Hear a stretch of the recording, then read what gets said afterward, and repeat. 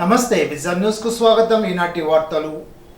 July 1వ తేదీ సోమవారం కలెక్టరేట్లోని సమావేశ మందిరంలో ప్రజా ఫిర్యాదుల పరిష్కార వ్యవస్థ కార్యక్రమం ద్వారా ప్రజల నుండి వినతులు స్వీకరించడం జరుగుతుందని జిల్లా కలెక్టర్ సి నాగరాణి ఆదివారం ఒక ప్రకటనలో తెలిపారు.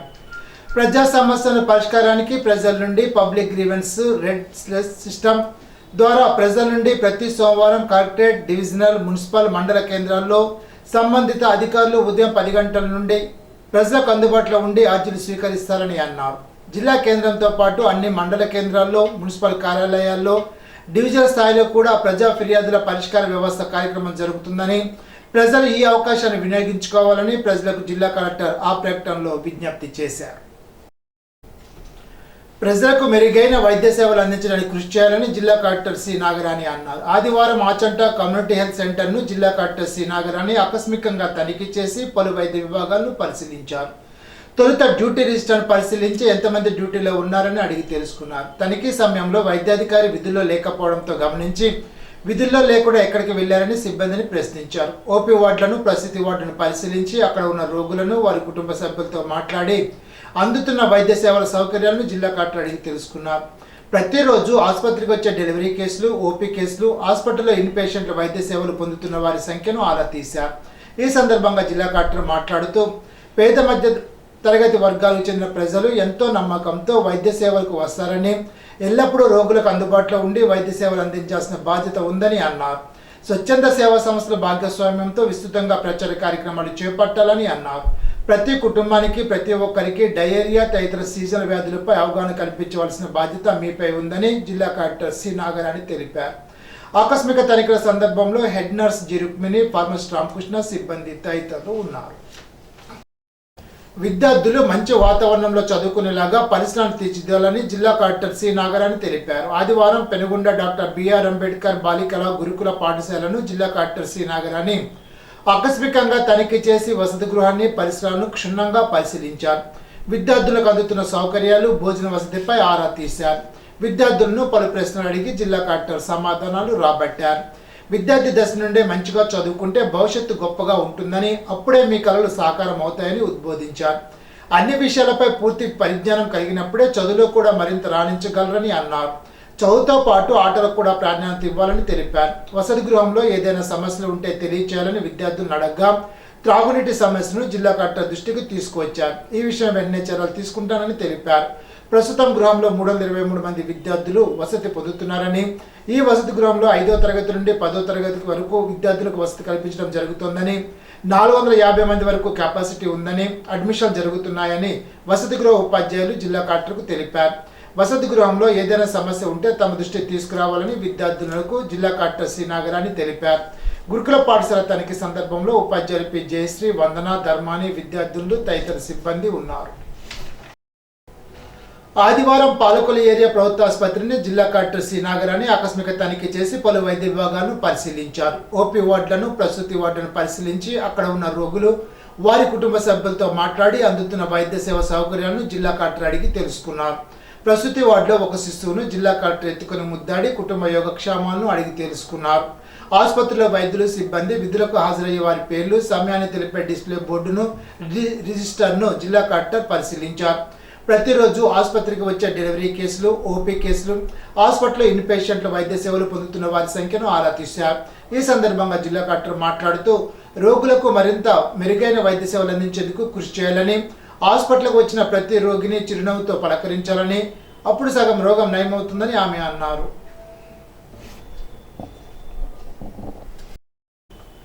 ఎన్డీఏ కూటమి ప్రభుత్వం ప్రవేశపెట్టిన ఎన్టీఆర్ భరోసా పెన్షన్ల పంపిణీ కార్యక్రమంలో భీమవరం నియోజకవర్గంలో ఎన్డీఏ కూటమి బీజేపీ, టీడీపీ, జనసేన పార్టీ నాయకులు పాల్గొనాలని టీడీపీ రాష్ట్ర పోలిట్ బ్యూరో సభ్యురాలు, భీమవరం నియోజకవర్గ ఇన్ఛార్జి తోట సీతారామలక్ష్మి పిలుపునిచ్చారు.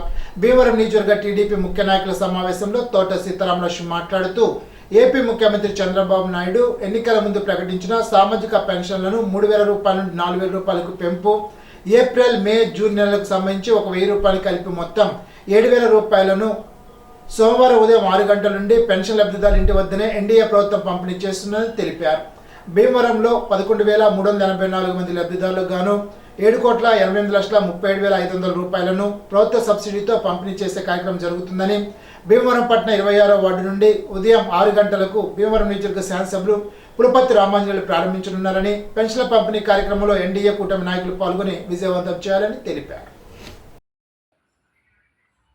అదేవిధంగా ఈ సమావేశంలో పాల్గొన్న మన టౌన్ అధ్యక్షులకి, అలాగే మన ఎర్రవస్త్రం మండల అధ్యక్షులకి, అలాగే మన రూరల్ మండల అధ్యక్షులకి, సెక్రటరీలకి, ప్రతి ఒక్కరికి నమస్కారాలు తెలియజేసుకుంటూ, రేపు ఏదైతే మన ఆంధ్రప్రదేశ్ ఉందో ముఖ్యంగా రేపు జూలై 1 చాలా పండగ రోజు అనేది చెప్పుకోవచ్చు.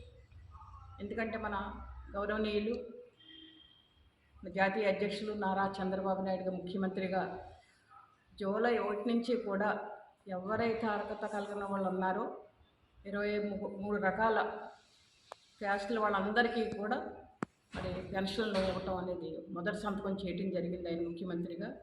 అందులో భాగంగానే రేపు 1వ తారీఖు నుంచి 6ంటికే మొదలుపెట్టి ప్రతి ఒక్కరికి కూడా, అంటే వృద్ధులు కావచ్చు, వికలాంగులు కావచ్చు, చేనేత కావచ్చు, అలాగే మరి ప్రతి ఒక్కరికి కూడా అర్హత కలిగిన ప్రతి ఒక్కరికి కూడా పెన్షన్ ఇచ్చే కార్యక్రమం ముఖ్యంగా అధికారులతో కలిసి అక్కడున్న తెలుగుదేశం, జనసేన, బీజేపీ ఓటమి నాయకులతో కలిసి ప్రతి ఇంటికి వెళ్ళి వాళ్ళకి అందజేసే విధంగా ఇది చేయడం జరిగింది. మన్య విప్లవ వీరుడు, స్వతంత్ర సమరయోధుడు అల్లూరి సీతారామరాజు 127వ జయంతి సందర్భంగా శతవర్ధంతిని పురస్కరించుకొని జిల్లా కేంద్ర భీమవరంలో భారీ బహిరంగ సభ నిర్వహిస్తున్నట్లు అల్లూరి సీతారామరాజు భగత్ సింగ్ సేవా విజ్ఞాన కేంద్ర ట్రస్ట్ చైర్మన్ బి బలరాం తెలిపారు. ఆదివారం పుచ్చలపల్లి సుందరయ్య భవనంలో అల్లూరి సీతారామరాజు శతవర్ధంతి నిర్వహణ కమిటీ సమావేశం ట్రస్ట్ కార్యదర్శి జేఎన్వి గోపాల్ అధ్యక్షత నిర్వహించారు. ఈ సందర్భంగా ట్రస్ట్ చైర్మన్ బి బలరాం మాట్లాడుతూ, మన్య విప్లవ వీరుడు, స్వతంత్ర సమరయోధుడు అల్లూరి సీతారామరాజు శతవర్ధంతి 127వ జయంతి కార్యక్రమాలు ఒకే సంవత్సరంలో రావడం విశేషమని అన్నారు. ఈ సందర్భంగా పశ్చిమ గోదావరి జిల్లా కేంద్రమైన భీమవరంలో అల్లూరి సీతారామరాజు శతవర్ధంతి నిర్వహణ కమిటీ ఆధ్వర్యంలో పెద్ద ఎత్తున బహిరంగ సభ నిర్వహిస్తున్నట్లు తెలిపారు. జిల్లా వ్యాప్తంగా నలుమూలల నుండి అల్లూరి స్వగ్రామం మోగల్లు, తాడేపల్లిగూడెం, ఆకివీడు, నర్సాపురం ప్రాంతాల నుండి అల్లూరి త్యాగాన్ని స్మరించుకుంటూ పెద్ద ఎత్తున మోటార్ సైకిల్ ర్యాలీ నిర్వహిస్తున్నామని అన్నారు. కార్యక్రమంలో నిర్వహణ కమిటీ సభ్యులు కె రాజారామ్మోహన్ రాయ్, బి వాసుదేవరావు, ఎం వైకుంఠరావు, ఎం ఆంజనేయులు, కె క్రాంతిబాబు, చైతన్య ప్రసాద్, షేక్ వలీ, బత్తుల విజయ్ కుమార్, ఎన్ రంగా, తిరుమూర్తులు తదితరులు పాల్గొన్నారు. జూలై 4వ తేదీ మన్య విప్లవ వీరుడు అల్లూరి సీతారామరాజు గారి 127వ జయంతి. ఈ సంవత్సరానికి గొప్ప ప్రత్యేకత కూడా ఉంది. అల్లూరి సీతారామరాజు గారి శతవర్ధంతి సంవత్సరం కూడా. ఈ సందర్భంగా జూలై 4న పశ్చిమ గోదావరి జిల్లా కేంద్రమైనటువంటి భీమవరంలో అల్లూరి సీతారామరాజు శతవర్ధంతి నిర్వహణ కమిటీ ఆధ్వర్యంలో పెద్ద ఎత్తున శతవర్ధంతి సభ, 127వ జయంతి సభల్ని నిర్వహిస్తున్నాం.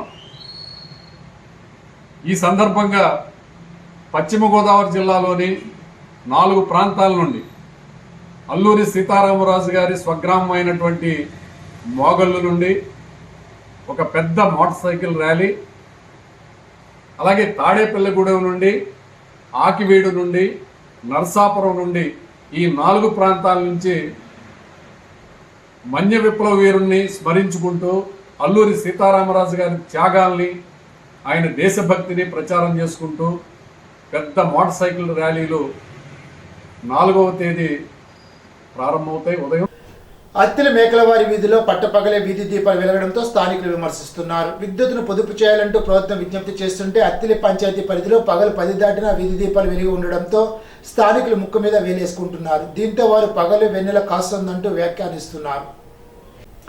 తణుకునకు చెందిన అన్నదాన బ్రదర్స్ ఆధ్వర్యంలో గత 200 వారాలుగా ప్రతి ఆదివారం వీరబ్రహ్మేంద్ర స్వామి ఆలయం, రైల్వే స్టేషన్, సాయిబాబా గుడి దగ్గర 30 మంది పేదలకు భోజనం ప్యాకెట్లు పంపిణీ చేస్తున్నారు.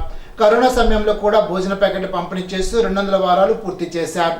అన్నదాన brothers Manda Rajesh, Uparapalli Balu, gold, silver ప్రసాద్తో పాటు నక్కాచరణ్ భవిష్యత్తులో శాశ్వతంగా నిర్వహించాలని నిర్ణయించారు. కౌలు రైతులకు ప్రభుత్వం గుర్తింపు కార్డులు ఇవ్వాలని సిపిఎం పార్టీ జిల్లా సెక్రటరియట్ సభ్యులు కేతా గోపాలన్ ప్రభుత్వం డిమాండ్ చేశారు. ఆదివారం సిపిఎం పార్టీ ఇరవరం మండల కమిటీ సమావేశం ఇరవరంలో నీలా పాంజిల్ అధ్యక్షత నిర్వహించారు. సమావేశంలో గోపాలన్ మాట్లాడుతూ రాష్ట్రంలో 40 లక్షల కౌలు రైతులకు జీవనాధారమైన కౌలు గుర్తింపు కార్డు లేక ఇబ్బందులు పడుతున్నారని అన్నారు. తెలుగుదేశం ప్రభుత్వం హయాంలో ఆంధ్రప్రదేశ్ అధికృత రైతు చట్టం 2011 తీసుకువచ్చిందని, కానీ వైఎస్ఆర్ ప్రభుత్వం అధికారంలోకి వచ్చిన తర్వాత దాన్ని రద్దు చేసి పంటల సాగుదారుల హక్కు చట్టం CCRCని తీసుకొచ్చి కౌలు రైతుల పొట్ట కొట్టిందని అన్నారు. రైతుల ధాన్యం డబ్బులు గత 3 నెలల నుంచి ప్రభుత్వం ఇవ్వకపోవడం వల్ల రైతులు అనేక ఇబ్బందులు పడుతూ అధిక వడ్డీలకు అప్పులు చేస్తున్నారని అన్నారు. సమావేశంలో సిపిఎం పార్టీ మండల కమిటీ సభ్యులు ఇలింతపతి సత్యనారాయణ, జిత్తిక రామాంజనేయులు, టి కోటేశ్వరరావు తదితరులు పాల్గొని మాట్లాడారు. ఇప్పుడు ఒక చిన్న బ్రేక్.